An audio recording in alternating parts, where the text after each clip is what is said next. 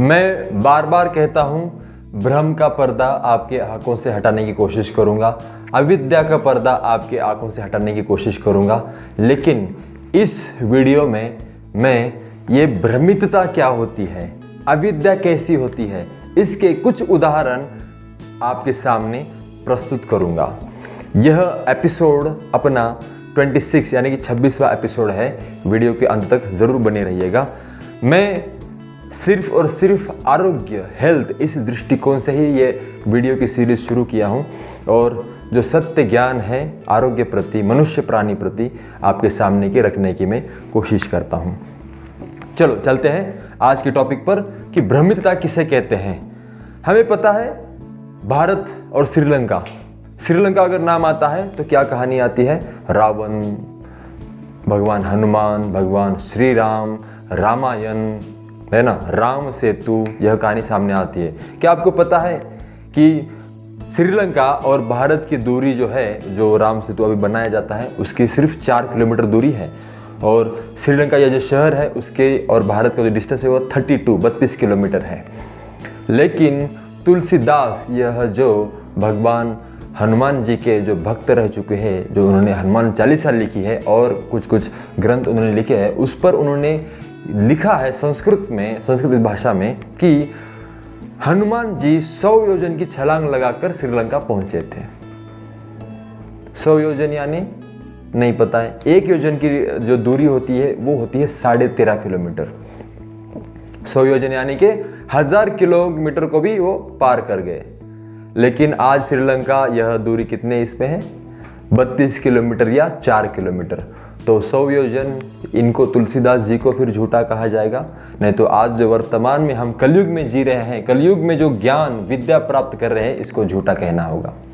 तो सत्य क्या है? तो सत्य यह है कि श्रीलंका को नाम 1972 में दिया गया है। लंका यह नाम दिया गया है और एक सम्मान पूर्वक लंका इस नाम को 1976 में आगे श्री लगाया गया और 1976 से यह श्रीलंका इस नाम से सबके सामने रखा गया। लेकिन हम क्या करते हैं कि ये देखिए यह राम सेतु है, यह देखिए ये हनुमान जी का पैर है, यह देखिए ये चट्टान इसके ऊपर था, हनुमान का, इनकी रावण जी की जो लंका थी, सोने की लंका यहाँ थी। कितनी भ्रमित दुनिया में हम हमारा जीवन जी रहे हैं। इसी में ही हम रोज ऐसी पीढ़ियाँ जाते ही रह रही हैं। चलो ये अलग बात है। 1972 में अगर इसका नाम लंका दे दिया गया तो इसके पहले क्या नाम था? 1972 के पहले इसका नाम था सिलोन। यह नाम था सिलोन। यह नाम अगर हम देखा जाए तो इसमें तो भारतीय था, भारतीय संस्कृति, ये तो नहीं वो आता है। तो सिलोन नाम किसने दिया?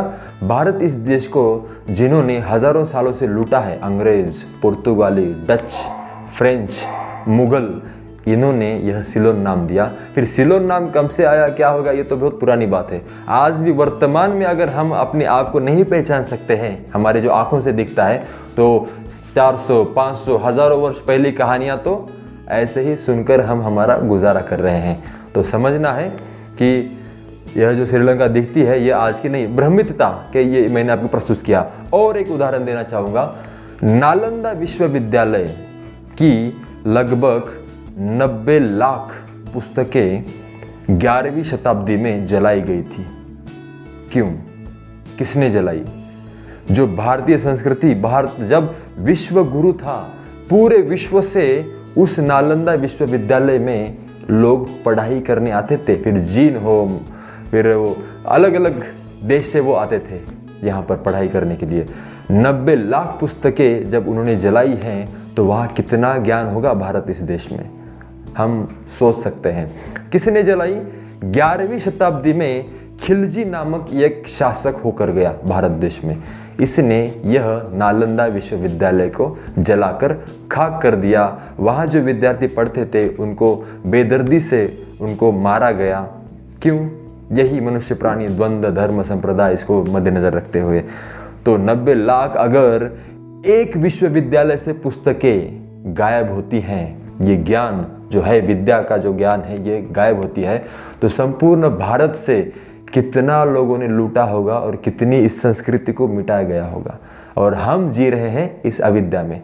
समझो, सोचो और आगे चलो। ये जो सत्य ज्ञान है इसको सिर्फ और सिर्फ सर्वश्रेष्ठ संपत्ति आरोग्य संपत्ति है, जो कि आज वर्तमान में करोड़ों लोगों का लोक प्रतिनिधि है, उसके पास भी नहीं है।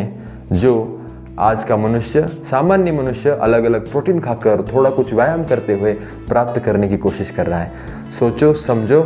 और वीडियो को अगर कुछ मेरे वीडियो में विचार, आपको कुछ तथ्य लगते हैं, कुछ प्रश्न आते हैं, तो कमेंट बॉक्स में ज़रूर रख दीजिए। मैं उसके ऊपर वीडियो बनाने की या आपको उत्तर देने की कोशिश करता रहूँगा। बहुत बहुत धन्यवाद।